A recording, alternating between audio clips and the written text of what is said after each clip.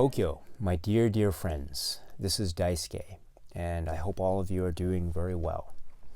If you're watching this video, then chances are you are a fan of Argento, Dario Argento. And as you may know, over the course of, intermittently, over the course of some months, I've been going over the works directed by Dario Argento, one work at a time, more or less, with a couple of exceptions.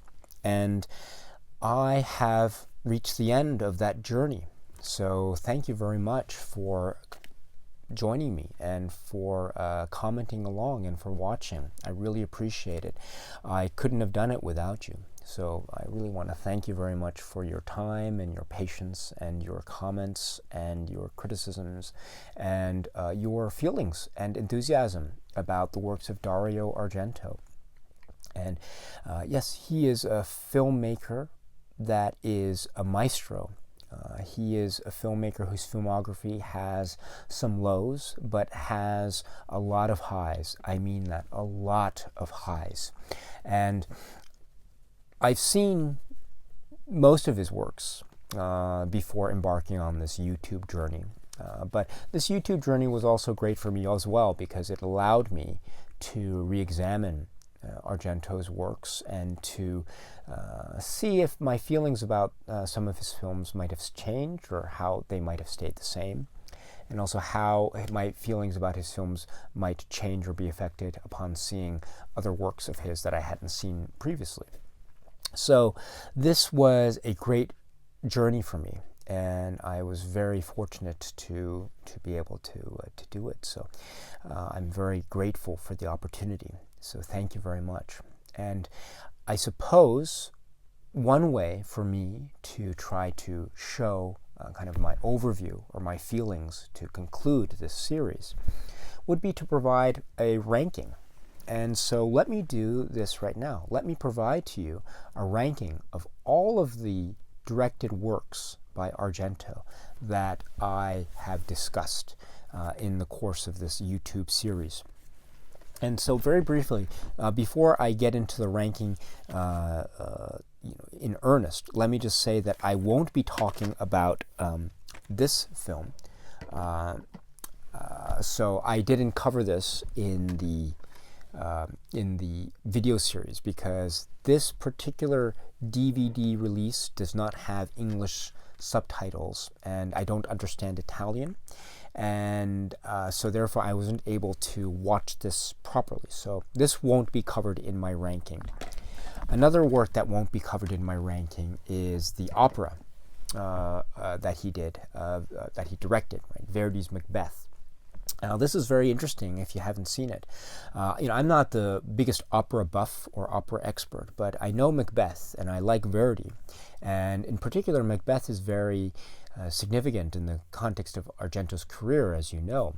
Not only does Argento seemingly have a great love of opera that comes through in many of his films, for example, Phantom of the Opera, Inferno, opera, of course. But in fact, speaking of the film opera, in the film opera, if you recall, the production that everyone is putting up in that film is in fact a production of Macbeth. There's a great line spoken by one of the characters in that film. Is this a manifestation of the curse of Macbeth or something to that effect? I don't remember. But in any event, this opera, Macbeth, is very significant in the context of Argento's career and, of course, in the context of his love of opera and music. Verdi, of course. It wasn't Macbeth that was played in Inferno, of course. It was Nabucco, but still, Nabucco is still Verdi. So that's to say that this is a very interesting work, and I would recommend it, especially for those of you who are interested in opera. But anyway, there's Macbeth, and this is the opera, and this I won't be listing in the ranking that I will be covering in a moment. Also, I won't be talking about the episode Eyewitness from the television series Door into Darkness. And the reason why I won't be talking about the episode called Eyewitness is because although it is my understanding, based on online sources and the like, that Eyewitness was directed in large part, at least, by Dario Argento. It hasn't been credited to Argento as a director. And what is more, I am not able necessarily to exactly know exactly what parts were directed by Argento and what parts weren't. I can kind of guess, and I can kind of have a sense that maybe most of the stuff was directed by Argento. But again, I can't be sure. So please forgive me, but I won't be treating that work as an Argento-directed film for the purposes of this ranking. Although I think in my heart I should, because I think in my heart I really believe it to be an Argento work. But I will be covering the episode called The Tram. So I won't be ranking the episode called Eyewitness, but I will be ranking the episode called The Tram, because The Tram is credited as being directed by Dario Argento. And one last thing before we begin. This is, of course, my own personal list, and it is not the greatest Argento's films list of all time. No, it is my own personal favorites list. You may agree with some things, but chances are I think you might disagree with a lot of others. And please don't be angry, don't be upset. Again, this is my own personal ranking, and who knows, it could change depending on my mood. But I've thought about this very hard, and again, this is based on my own personal journeys. So if you'd have disagreements with me, please just let me know. Just be friendly about it, and I'd be very happy to respond in kind. With that out of the way, let me now talk to you about my favorites of the works of Dario Argento, starting from least to most favorite. Number 22. So there are 22 of them. So let me start with number 22. Number 22 is Giallo. Now, in my video on Giallo, I think I've expressed my dislike for this film, and I really dislike this film for reasons which I talked about in that video.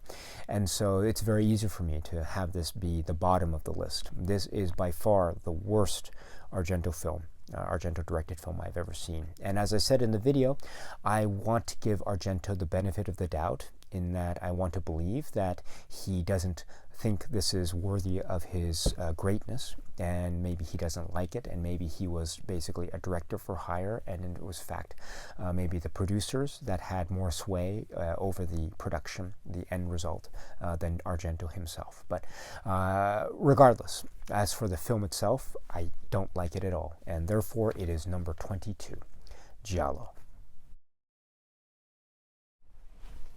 Number 21 is the film The Card Player. Now, it pains me to put The Card Player at such a low ranking because I think there's a lot of potentially good going on here as a Giallo effort, but at the same time, I can't deny the fact that it just doesn't do it for me as a Giallo film, and there are a lot of things that are negative that overpower the potentially positive.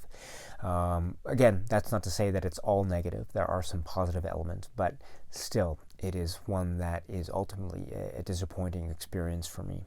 So that's why I've put it at number 21, The Card Player. Number 20 is Masters of Horror, and this is the episode Jennifer. Now, Jennifer is a very short episode, only about an hour, a little bit less, so perhaps putting this in the rankings list together with full feature-length works might be to Jennifer's disadvantage, and I apologize to Jennifer fans out there. But again, it's something that is, I don't think it's terrible. And in fact, because it's number 20, it might seem to be a very terrible work, at least from how I'm putting it. But I don't think it's bad. And in fact, I would say that the works that I'm about to mention from 20 on, I would say are still good. They're not terrible. They're not super terrible. They're not great, but they're okay to good. So I would put this in the kind of the okay camp. But still, I have to put it somewhere. So I put it, after much thought, I've put it at number 20. So Jennifer, number 20. And number 19, it is purely coincidental, but it just happens to be the other Masters of Horror episode that Argento did, which is Pelts. So I've put this a little bit higher than Jennifer, simply because I think that there is, for me anyway, more over-the-top gruesomeness that I can kind of go along with. So it seems to me to be a little bit better than Jennifer, but again, that's on my own personal taste. But again, this is not terrible. It's not great, but it's not terrible. So it's good to okay. So it's Pelts from the Masters of Horror. Number 18 is this, The Phantom of the Opera, or yes, Phantom of the Opera. So this is number 18, but again, just because it's that low doesn't mean that I think it's a terrible, terrible film. I think there are some great, possibly redeemable elements to this film. There are a lot of negative aspects to it, I think, as well, which I discussed in my video. But on the whole, it's not completely negative. And so I think a lot of that has to do with the way the character of the Phantom is portrayed by Julian Sands. There's a nice kind of quirky thing going on between his character and Christine with the telepathy and all that. So there are some other interesting elements here, and the rats and all that. So it's not bad, and it's certainly not a terrible clunker, as some people out there might make it out to seem. It's not perfect, but yes, it is not terrible. So this is for me at number 18, Phantom of the Opera. Number 17, and this is where I think some people might begin to disagree with my list, but please hear me out. Mother of Tears. So again, just because it's at number 17 on my list doesn't mean it's terrible. I think 17 is still pretty good. And it's not great, but it's good. I would give this, I think this is it's not the best way to end the trilogy. And I think there are a lot of things that really are maybe more spectacle than are worth it. And I think as a result, more of it becomes kind of done for shock value rather than for any kind of cinematic longevity. So I think in that respect, it's kind of low on my list. But at the same time, there are some real fun, campy elements to it that make it more or less a potentially fun time at the movies. And it's the Three Mothers, so it has that mythology, and it plays with the mythology rather well, I should say. There are certain aspects that it tries to do to flesh out the mythology, although it doesn't quite succeed fully. I still don't like the whole mother Obi-Wan Kenobi kind of thing, but. Yes, so Mother of Tears at my number 17. Number 16 is The Tram, which is the episode that Dario Argento directed for the series Door into Darkness. And as I said in my short video on The Tram, this is a very straight-to-the-point giallo thriller mystery. And personally, I like giallo thriller mysteries. And this has a really interesting kind of interesting take on what's known as the locked room mystery. And so I really like that element, and it recalls, in my mind, Agatha Christie. It's not great in the sense that I don't think it's wild enough or experimental enough or bravura enough that is evident in later great Argento masterpieces. But as a pure plot exercise, I think Door into Darkness's The Tram is a very good work, and thus I've put it at number 16. Number 15 is Argento's work here, The Black Cat, in the anthology film Two Evil Eyes. Now, I'm considering the Argento component of this film. I'm not thinking about this film as a whole, combined with the Romero segment. I do like this film as a whole, and I do like the Argento film on its own as well. It's at number 15, which means I think it's good. It's certainly not terrible, and there are certainly a lot of great chilling moments, very bloody and very disturbing. And it's lovely to see Argento work with the subject matter of Edgar Allan Poe and the short story, and also bring in other elements of Poe and the Poe lore, names of characters from other stories and the like. And it really creates a nice pastiche, which is lovingly put together. You could tell that Argento really has a love for Poe's work. It's just that I think perhaps maybe its length, maybe the fact that it does feel like it. Maybe, I don't know, is it too short or is it too long? I don't know what it is, but I feel like I would have liked to have seen it maybe drawn out more. I'm not sure, but there seems to be something that has a nice short story element to it, but maybe for me that makes it not as fulfilling as some of Argento's other greater, longer works. But still, as a short story type of film, I think it works very well, and it is quite good. So that's why I've put Two Evil Eyes, and specifically The Black Cat, at number 15. Number 14 is the television film Do You Like Hitchcock? Now, as I've discussed in the video on this before, I really like this as being a return to form to the giallo style. But I also like this as Argento seems to be trying to play with the format or the genre and do some different things. But at the same time, he seems to be calling back to Alfred Hitchcock, which is what he did at the very beginning of his career with Bird with the Crystal Plumage and Cat o' Nine Tails. So that's why I think, as an overall package, this film works really well. And we're starting to get into some of the, good and fairly good films. So this is, I think, a fun time at the movies, so to speak. So that's why I have it at number 14. Do You Like Hitchcock? The next film is number 13, and this is probably going to be my most controversial entry, because I think for many people, maybe my putting it at number 13 is too high. But Dracula 3D, and I to be perfectly honest, I have to say this. I knew of the notorious reputation of this film before I saw it. And, I saw it for the first time, actually, just a few months ago, in fact, so very recently. Before I saw it for the first time, I was prepared to hate the film. Really, I was prepared to hate the film because I thought it would be just a terrible thing. I've heard nothing but terrible reviews. I heard it was just trash, and worthless piece of junk.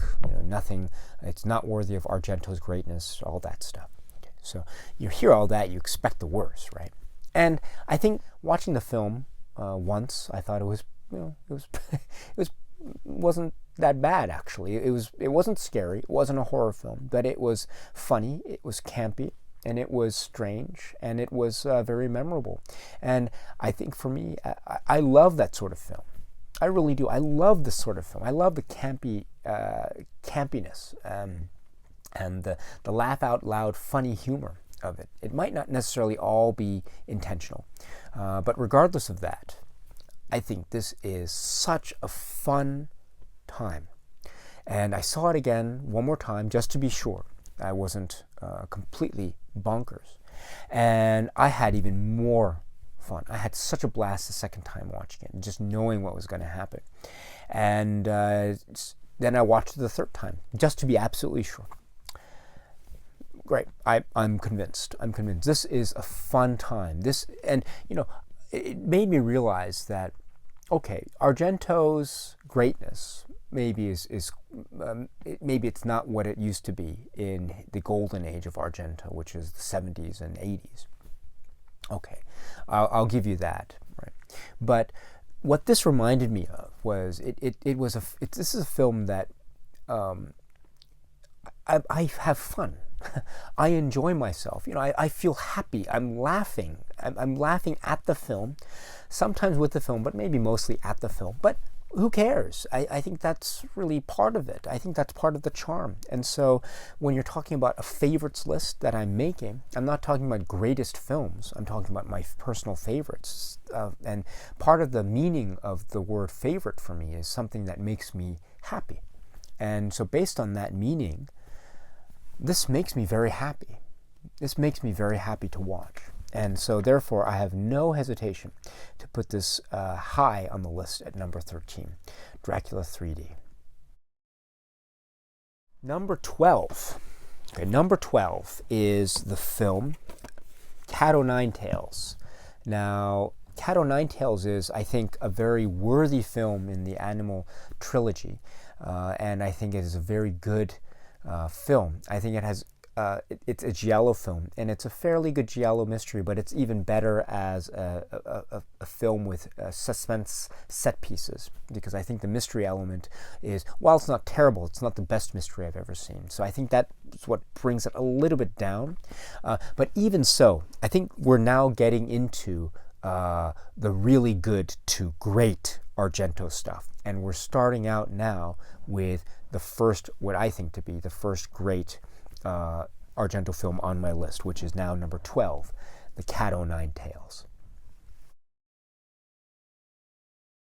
Number 11, this is Sleepless. Now, Sleepless is, again, it's known as a return to form to the bloody, violent giallo thriller that Argento perfected with Tenebrae and Opera in the 1980s.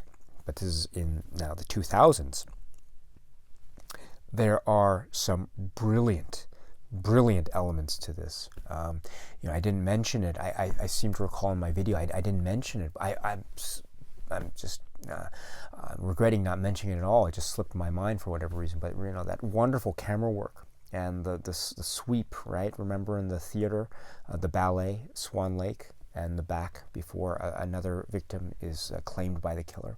And it's that long sweeping shot of the carpet. That's just a great example of the greatness of this film. And I think its weakness perhaps it might be seen to be too derivative of Argento's early works. And I can see that. And perhaps that is something that makes me not put it in my top 10, so to speak. But number 11 is a very worthy place. And I still believe this is a great Argento film. It is derivative of his early works, true, I will give you that, but nonetheless, it is a great Argento film, and this is one that shows craft, it shows style, it shows bravery, and it shows a lot of real artistry, and he is a master artist, Dario Argento is in this film. So Sleepless at number 11.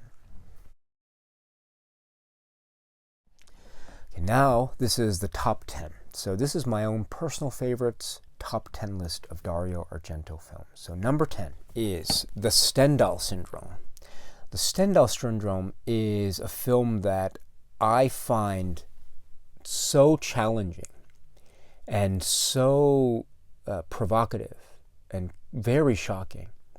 The more I see it, the more I realize that Dario Argento is doing something here that is so vividly shocking, and he is intentionally trying to do something that is trying to capture the sense of what is abhorrent in the world, something that is ghastly in human nature. And he does it in a way that is at once so sickening and also at the same time so beautiful, which is the wonderful paradox of Dario Argento and his art. He has this way of presenting terribly graphic, brutal scenes of violence, of physical violence, and here also of sexual violence, of a really disturbing nature. But at the same time, he is able to temper that tone with other moments in the film where he is expressing true moments of beauty, and he is using the craft of cinema. And in fact, he is using, at the time, which was at the time, groundbreaking computer graphics work. which might seem a little bit dated now, but I think that's part of the charm of the film now. He does it in a way that just adds to the element of not only narrative complexity, but also psychological complexity with respect to the main character. And that is exactly why this film is as great as it is, I think, in my opinion. It is one of the most complex works by Dario Argento, and that alone commands respect. And for me, it is very easy to put in my top 10, the Stendhal Syndrome. Number 9 is the film Trauma. Now, this is one that I'm very surprised by, because when I first saw the film many years ago, I didn't like the film at all. I thought it was a big disappointment.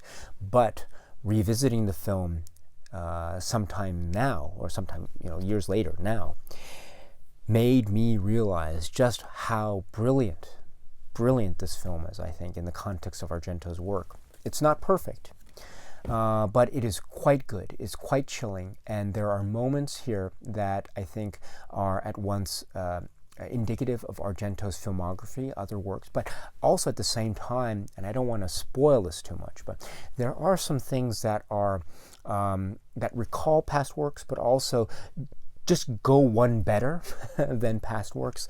The motive of the killer is one of the most sickening motives I've ever come across in an Argento film, and thus it is very effective.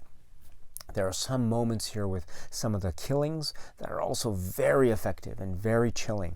And I think, thinking of it in the context of Argento's work, it creates an atmosphere that is tragic, that is really psychologically dense and complex, with the main character of Aura and her her psychological, the psychological stress, perhaps, let me put it that way, that she is undergoing as a character with her family situation. And there are also great moments of beauty, of just stunning beauty. I should just say the music is great, and it has, for my money, the best use of a song in an Argento film at the end there, which is, what's the song? Ruby Rain. So to me, this is, I'm surprised that I like it so much, but when I came up with my list, this happened to fall at number 9. And wow, what a great film this is. The more I think about it, the greater I think it is, actually. So, Trauma. Number 8 is Inferno. Number 8 is Inferno. Now, I have expressed my dislike of some of the elements of this film, but I hope that doesn't suggest my dislike of the film as a whole, because I really do think this is a genuine masterwork by Argento. And this is, I think, the beginning of the list, which is number 8, where I think we're getting into the true masterworks, the masterpieces of Argento. And we've got a bunch here. So I think in that group, this is the one I'd probably put at the bottom of that list of masterpieces, but it's still a masterpiece, I think. And it's a masterpiece of a lack of cohesion. It's a masterpiece of that's totally lacking in logic. And I've mentioned that before in my video, but the more I think about it, the more I realize, who's to say a masterpiece must have logic, right? Who is to say that a work of artistic greatness must be bound by certain elements of or predestined or predefined narrative structure, right? No one. And a work of art is a work of art, and I think this is working on its own terms more it is working on preconceived notions of what makes a good film, a good narrative film. And I really, it doesn't work all the time for me, granted, but I must applaud Argento nonetheless for his sheer genius with some of the stuff. It is something that is a true, one of the first masterpieces in my listing here. So, Inferno, this is at number 8. Number 7 is The Bird with the Crystal Plumage.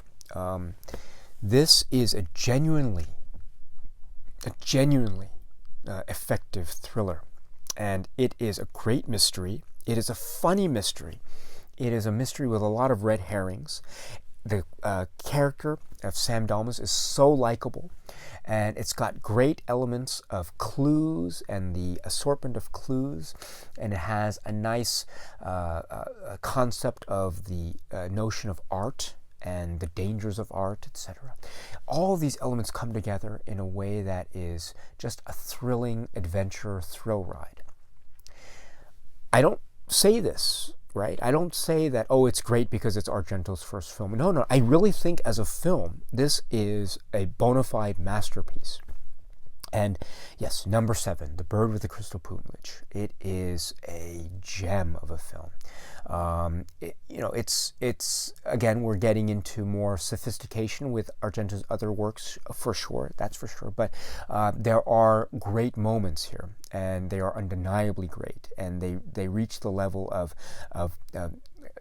genius, almost to the point of, Argento must have been mad to think of the ideas that he ended up putting in this film. The Bird with the Crystal Plumage, number 7, a bona fide masterpiece. Number 6, though, is my favorite in the Animal trilogy, which is Four Flies on Grey Velvet. This has the great charm of being so, it is at once so melodramatic, and it's so experimental, and it is so experimental to the point of being totally illogical. And it works on so many levels that shouldn't seem to work on paper, but they do. And there is a real transcendental moment of brilliant violence that occurs at the very end of the film. And I think if you've seen the film, you know what I'm talking about, which is, I won't say, but it is a true transcendental moment in horror, in giallo, and also in Argento's filmography, because it seems to me, this shows to me what Argento is capable of in terms of his craft and in terms of his ferocity of vision. Four Flies on Grey Velvet is number 6, and this is, I think, at this point in time in my life, the one that I think is the best of the Animal trilogy, for me anyway. Those of you out there, of course, you may differ, which is perfectly fine, but for me, I have to say Four Flies on Grey Velvet. It's not a perfect film, but it is, I would say, still an imperfect masterpiece, but it is nonetheless a masterpiece, because it just goes for broke. It just goes for everything. And while it doesn't succeed all the time, where it succeeds, it so succeeds. So that is Four Flies on Grey Velvet for me, my number 6. Okay, so we're down to the top 5 in my favorites. So let's begin with number 5, Phenomena. Okay, so this set has the various versions, including, so actually this is a really great set to have. I'm very glad I have this limited edition set, and it helps to show and flesh out the film Phenomena for me. But this is my number 5 because this is, to me, the epitome of Argento's cinematic madness. And I love him for it. I love him for being this out there. He is so uncontrolled. He is so unbridled in terms of his ideas. And his ideas just go off the wall all over the place in this film. And you can either hate it or you can go along with it. And if you go along with this film, my goodness, this film holds so many riches, so many rewards, so many treasures, that it lasts a lifetime. Phenomena is phenomenal. It is a true masterpiece. And it is a masterpiece even when it falls apart. And even when it fails, it succeeds, if you know what I mean. Even with its excesses, it truly inspires. And it goes for the jugular every time. And it is silly, and it is laughable, and it is ludicrous. And that's why it works. Does that make sense? Sometimes it's a mess of a film, but sometimes even in life and in art, you've got those works of art which are just abstract blobs of paint, but they are works of art because they all hang together in this no nonsense type of artistic endeavor of creativity. This is, I would say, for my money, one of the greatest expressions of cinematic creativity I think I've ever come across. So, phenomena. It's controversial. Some people love it, some people hate it. I know that, but if you can go along with it, it really works. So that's why it's my number 5. Number 4, opera. This is, for me, an almost perfect Argento film. Almost perfect. There are a couple things that just prevent me from putting it up there in number 3, number 2, number 1. Just a little things, but almost perfect. And it's like 99% perfect. I think there are so many great things about this, and there are so many surprises. And even now, after I've seen the film so many times, this image of the pins, the needles taped to Betty's eyes, that is one of the most iconic images in modern horror ever. That is the perfect image for Argento in many ways, because it's so emblematic of what Argento's horror is all about. And it goes to the heart of voyeurism. It goes to the heart of what it is to watch an Argento film. And it's the greatest image, I think, that he has ever conjured up in terms of his horror masterpieces. And that is an example of why Argento's opera is, for me, just one of the greatest gems I've ever come across. I really love this film to bits. And yes, it's my number 4. Again, it's just, there's a little things that just prevent me from putting it in my maybe number 1 or number 2 spot. And also there are 3 other films that I think are just so good. But anyway, number 4, opera. Number 3, and I think we're talking about films that I think probably could be interchangeable in the top 3 spots.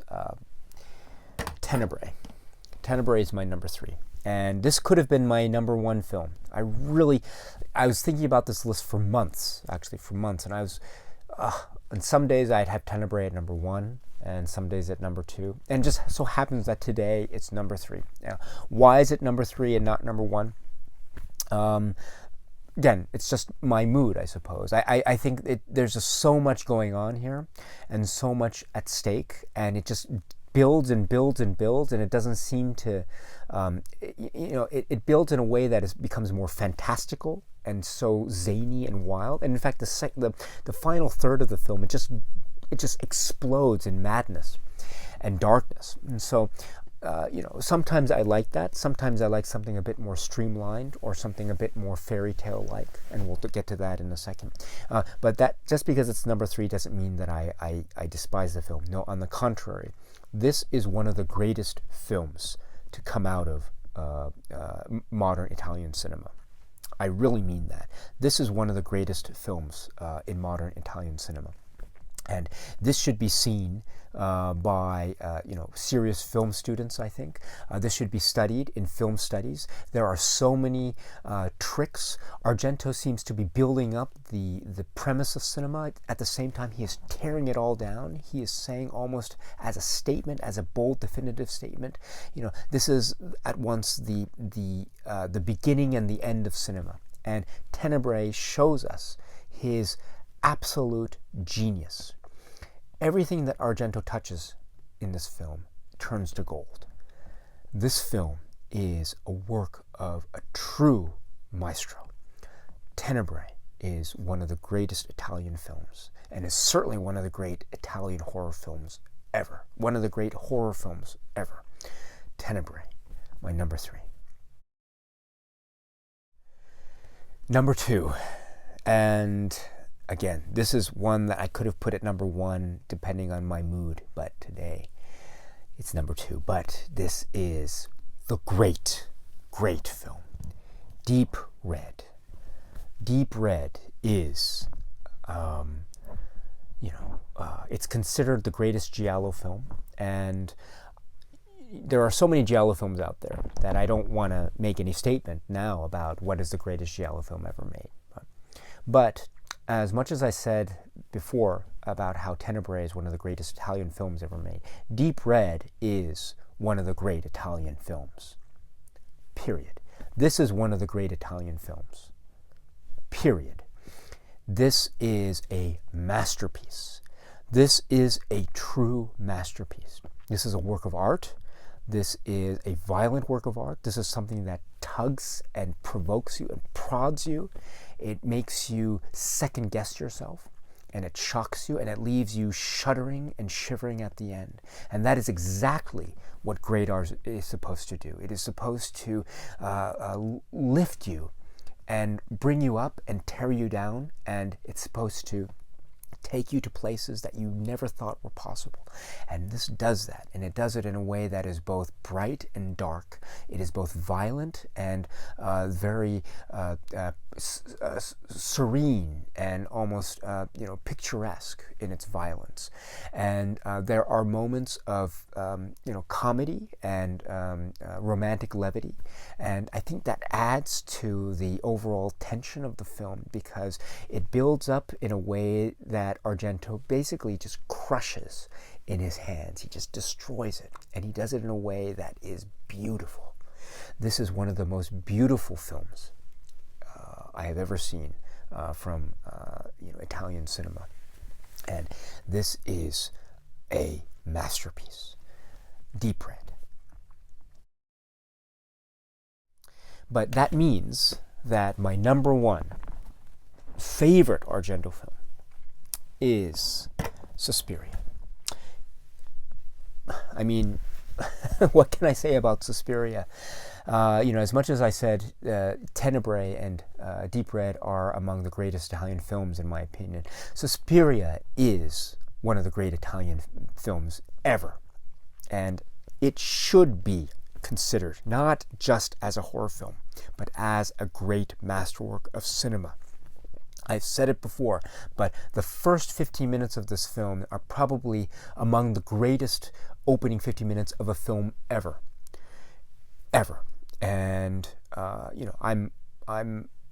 maybe my tastes, I admit, probably are narrow in scope, but I really believe that with Suspiria. And this takes me to a world that is both beautiful and colorful and lush and violent and dark and bloody.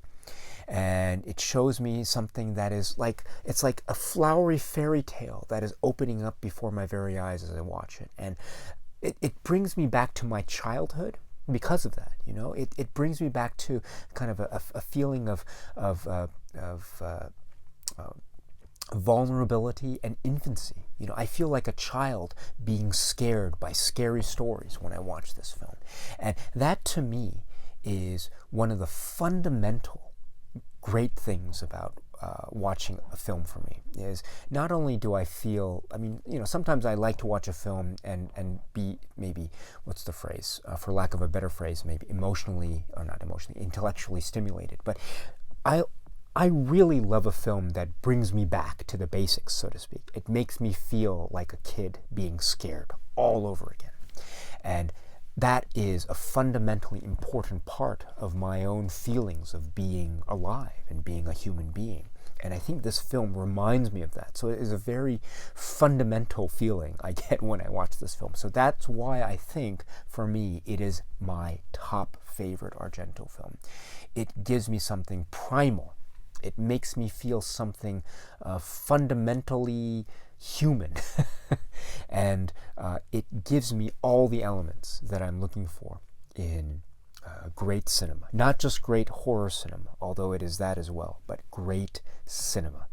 It shows me every time something new. It makes me laugh. It shocks me. It makes me cringe. There are elements that I completely loathe. To this day, I still can't forgive the film for the crushing of maggots.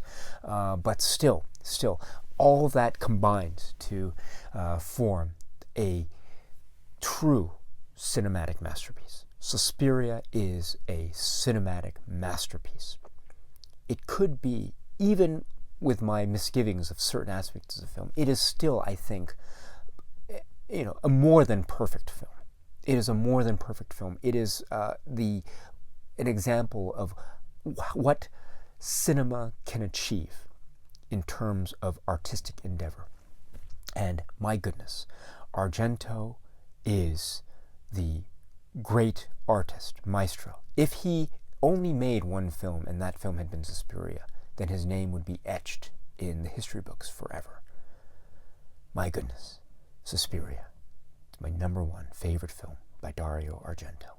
Okay, so that's it. That's my journey. So again, my apologies if you disagree with my list, but again, this is my own personal list, and I hope I've been able to convey to you that I really thought long and hard about putting together the list, and I really feel, even with the lows of Argento's recent works, I really feel that Argento still has something up his sleeve, and I am so believing in his ability and in his genius and in his artistic, triumphant mastery over the craft of cinema. I look forward to seeing his next film, whenever, if ever it will be. And I will be so happy to watch it because Dario Argento has given me so much happiness, so many thrills, so many scares, and through all of it, he has given me so much happiness. And in the end, isn't that what cinema is all about? So to Dario Argento, the maestro, the genius filmmaker, I look forward to your next work with great anticipation. And in the meantime, I enjoy your filmography very much, and I will continue to do so to my dying days. So, my friends, that's it from me and Dario Argento. So if you have any questions or comments about anything, please feel free to look back on the videos that I've made on the works of Dario Argento. I've made a playlist on the YouTube channel here, so please, you can look at those, and they're all divided up into the various films, so you can look at those at your leisure, and once you've seen the film, so you don't have to worry about risk of spoilers. Or if you have any general comments about Argento's filmography now, maybe your own list or own rankings. What are your ranks? What's your ranked list of favorite Argentos? I'd love to see your lists, so please, if you have a moment, please send me your list and put it in the comment section below. Okay, my friends, that's it. So thank you very much for coming along with me on this very enjoyable and exciting ride. And until we meet again, my friends, please be happy and healthy and well. And please, please, please keep watching a lot of great, great films. Until we see each other again, my friends, peace be with you, and cheers.